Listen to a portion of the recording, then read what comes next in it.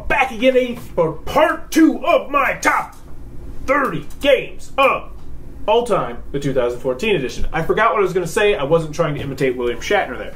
Now, in our last video, we did numbers 30 through 21. And today we're going to be doing numbers 20 down to number 11. So, let's not beat around the bush. Let's get down to it. My number 20 game. Last year, it was number 18. It is a game I like an awful lot. That is Roll Through the Ages, The Bronze Age from Eagle-Gryphon Games. And let me tell you, this is a heavy box. It is a dice rolling game where you're going to be building up your civilization.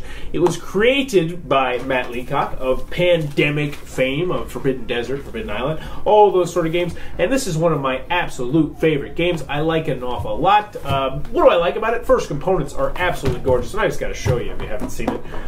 They come in like these little pegboards that you see at like Golden Corral.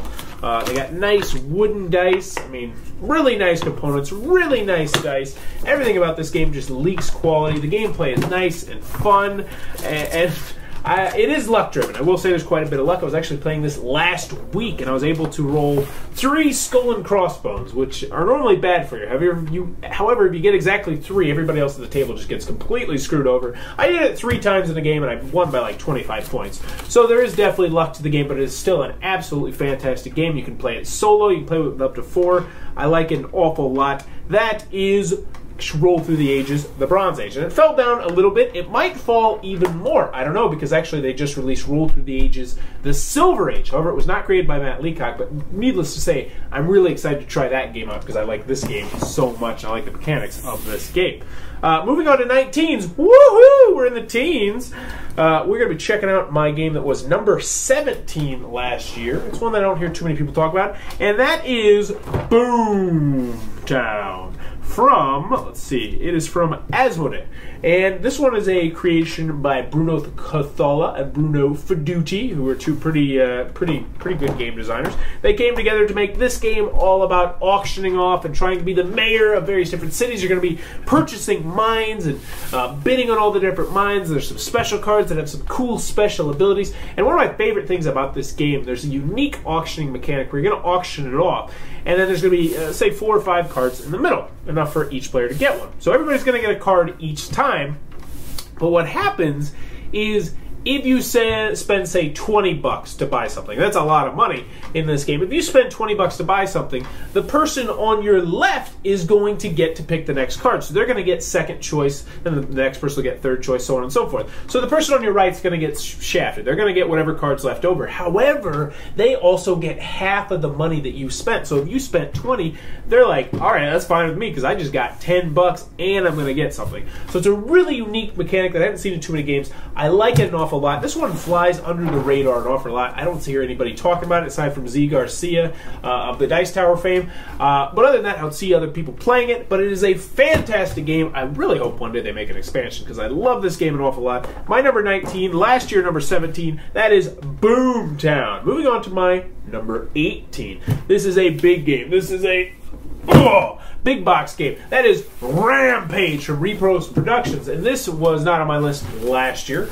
This is a game that is a lot of fun for a lot of different reasons. And the main reason is it's completely original. There's no other game that I can really think of that is like this game. And in this game, you're going to take control of a monster, and you're going to build up a city full of meeples and buildings, and then you are going to literally be crushing that by blowing and flicking, doing all sorts of other things. It's a lot of fun. They actually changed the game to like Terrors from Meeple City or something like that because they got in trouble for naming it Rampage. But it is a fantastic game. I will say, though, this game, it's at a point right now where I think next year it's going to start slipping, at least until my son gets older, unless they come out with an expansion. I want a 6-player expansion, and the way that the board is made, it's really quite easy, I think, to make an expansion. Like, I want a big, tall skyscraper and all that sort of stuff. But yes, on its own, fantastic game. 2 to 4 players, though, limits it a little bit, but definitely one that you should check out. Completely original game. That is Rampage, my number 18 game. Moving on to number 17, which I do believe is the newest game on my top 30. That is a game that came out just at Gen Con, and then it was mass released actually in October, late October, I want to say, or mid-November.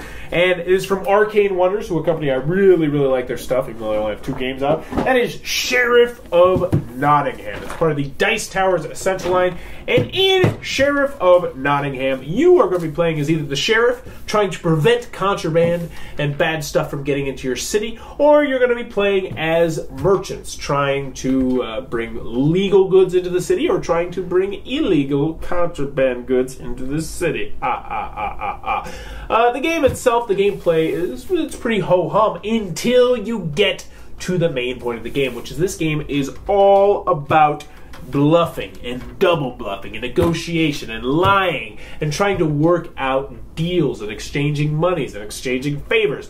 I love that aspect of the game. And the reason why this is so high at number 17 is because that this game, and I do honestly think that this has the best negotiation and the best bluffing, perhaps, of any game I have ever played. It is just a pure negotiation game, and I love that about this game. I also love the fact that you can play it completely honest or you can play it completely dishonest, and either time, depending on how you play the game, you're going to have an equal shot to win it. A game that I love an awful lot. I would not be surprised if it moves up on this list.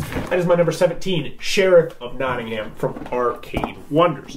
Moving on to my number 16. We got another worker placement game. Last year it was at number 15, so it's holding tight. It is from Fantasy Flight Games. That is Kingsburg. And in Kingsburg, you are going to be chucking dice and building up your city for the inevitable monster attack at the end of the year. And the interesting thing about this is it's a worker placement game, but it's a worker placement game where you're going to be using your die as workers. So there's going to be this big chart, and it's going to, I think it's numbered 0 through 18, and at the top is the very top is the king, which gives you really awesome abilities, and the queen, which gives you really awesome abilities, all the way down to just the court jester, who's like a 1, and he just gives you a victory point. This essentially is just a victory point grab, but the theme is really cool. Building up your city is really neat. Everybody's going to have different cities and different special abilities. A game I like an awful lot, and one that I have not played the expansion for. I can't wait to try out the expansion on this game. It's one I'm a really big fan of. That is Kingsburg, Fantasy Flight Games. My number 16.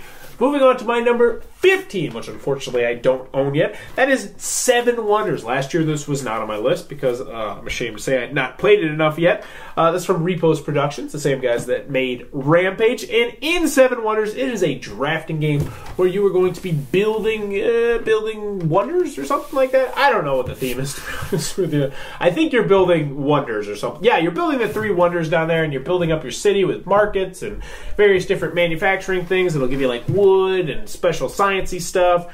I don't know. This game definitely is more about the gameplay than about the theme, at least for me personally. But the main reason that I really love this, it is my go-to game when we have 7 players at game night and someone has this. No questions asked. This is without a doubt the most gamey game that I can think of that plays 7 players, and it plays 7 players really, really well. Another thing I gotta mention is that I have not played the expansions. I played it with 0 expansions, and it's still this high on the list. I've heard there's 3 fantastic expansions out there. There's Peoples and Cities or something like that, and then there's actually the Babel expansion, which I actually got to see played a couple weeks ago, which looked really, really cool.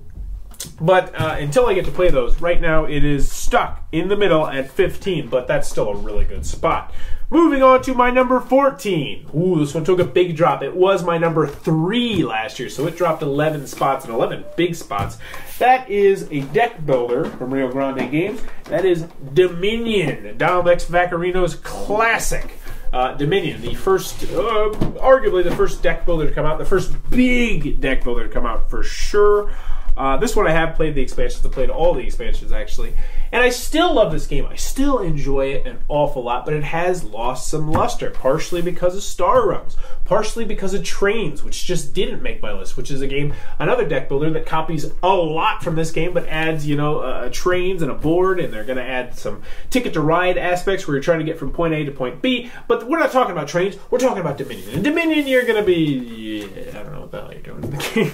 Yeah, you're playing down cards trying to get the most green points. That's really what the game is all about. But don't let that scare you away from the game, because the mechanics are what makes this game, and the mechanics are fantastic.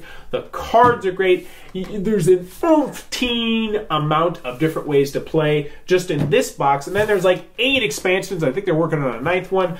They're all really good. The Alchemist one is arguably the weakest, but I still like the Alchemist one an awful lot. That is Dominion, my number 14. It's falling on the list. It's probably going to fall next year, but I don't see this one leaving the list for a long time because it is such a really fun and great game.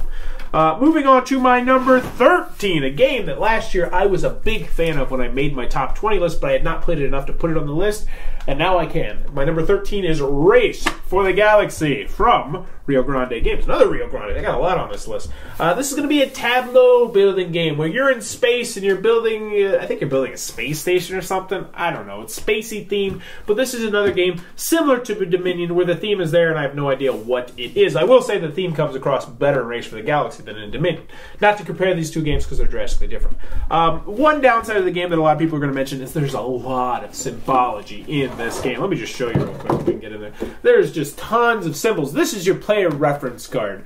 But the thing that I love about this game is once you know how to play the game is incredibly simple. I mean, you're going to be like, boo-doo-doo-doo. You can just play through games at about a 30-minute pace, and it's just boom, boom, boom. It is somewhat like Solitaire, though, at least until you get into some of the expansions, I do believe. But it's still a game that I really, really enjoy a lot. This is one of those games that I will never turn anyone down. They're like, Race for the Galaxy. Yeah, let's play that. I don't care what else we're doing. Let's play Race for the Galaxy. I like it an awful lot. And this is another one where I have not played the expansions with. So this one potentially has the potential to move up on the list once I get those expansions in there. That is my number 13, Race for the Galaxy. Last year, not on the list. Moving to my number 12. Very small game from Fantasy Flight Games. It was not on my list last year, and that is Space Hulk Death Angel, the card game. And I got this one I think as a present. And I didn't play it for the longest time. I didn't expect much out of it. I'd never played Space Hulk Death Angel. The theme was kind of like meh. And then I played it one day, and I was like, whoa, this game rocks. And there's a couple different reasons why this game is so fantastic. First and foremost, this game packs the most game in a box that I've seen in probably on this entire list.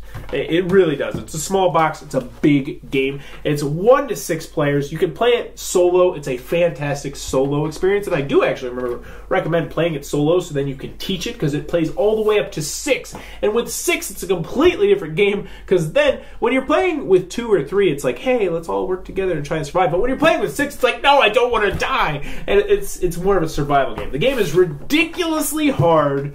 Once you first start playing, it's going to take you a while to get through the rule booklet. But the game itself is simple. Simple to learn, I should say. Simple to play, I should say. It's a little bit difficult to learn. It's really hard to beat, but it is an absolutely phenomenal game that I cannot recommend enough. Space Hulk Death Angel, the card game. Really, really enjoy this co-op game.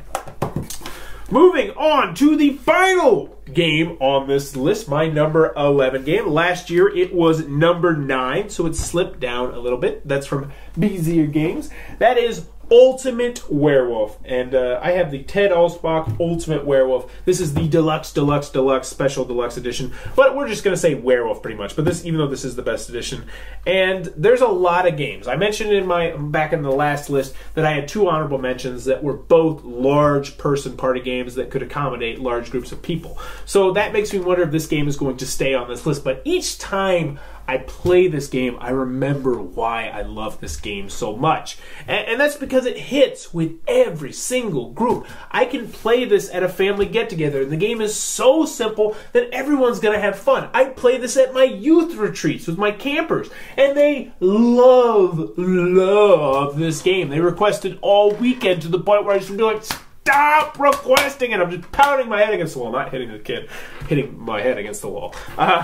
But it goes over so well. I brought it over to a company Christmas party. It went over so well that I had people buying the game after we were done. It goes over well in every situation as long as you have, 8, 9 people. You don't want to be doing it with 5. It says 5 to 75. You don't want to play with 5. And then last but not least, I played at Gen Con with hardcore gamers, and it goes over fantastic. In Ultimate Werewolf, if you've never played it, you're going to be playing as either a werewolf or a villager or somebody with crazy cool special abilities, and you're going to be trying to figure out who the werewolves are before the werewolves eat all the people people. This game is all about social deduction. This game is all about figuring out who the bad guys are, who are the people that are trying to get into your head and lie to you, and who are the people that are telling the truth, and then voting them out and lynching them or eating them if you're the werewolves. And it's just, oh gosh, I just want to play it right now. I wish we had 16 people in my basement so I could play it, but unfortunately we do not. So I guess this part of the list is over. That was my number 20 through number 11. Stay tuned, because we will be doing number 10 through number 1 next week. Actually, we're about to do it in like 3 seconds, but we're actually going to do it next week for you guys, because I can't be posting all these videos at the same time because it takes forever to blah, blah, blah. What am I talking about? Oh, so if you enjoyed this video, please be sure to click on the subscribe button down below. Also, in the comments below, let me know, have you ever played Quelf? Do you like Quelf? I don't like Quelf. I'm going to review it one day. Probably going to kick it. I don't know. I don't think it's a bad game. I'm talking too fast. As always, thanks for your time, YouTube. He plays games, he reviews games, he eats food trash when nobody's watching. It's Powers of Games. Explosion, and I am super excited. I'm nerding out a little bit because my favorite game designer, Matt Leacock. Hey, Matt. Hey, how you doing? Oh, yeah.